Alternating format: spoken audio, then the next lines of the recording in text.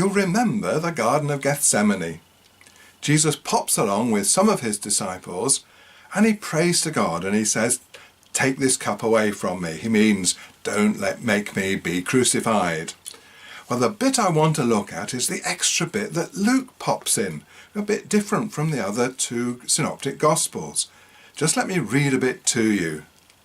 "Then an angel from heaven appeared to him and gave him strength." Well, obviously not very much strength, because the next verse says, "In his anguish he prayed more earnestly, and his sweat became like great drops of blood falling on the ground." Anyway, when he got up from prayer, he came to the disciples and found them sleeping. Now, there's a couple of problems there. The first, it was the night time. It was dark. They didn't have street lights in those days. So how did the disciples see the sweat like great drops of blood? I mean, even if there was a full moon, you'd hardly see that, would you? And then if the angel came, then why did the disciples go to sleep? Would you go to sleep if you saw an angel?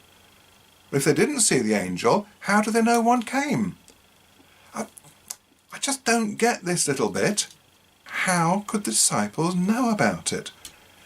There's so many things I'm beginning to see at this part of the Bible, and I'm thinking, well, how did anybody know it happened? The sleeping disciples, how did they know what happened to Jesus? It's all just so improbable, isn't it? Just so improbable. It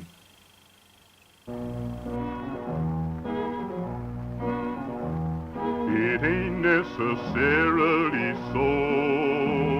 It ain't necessarily so. The things that you're liable to read in the Bible, it ain't.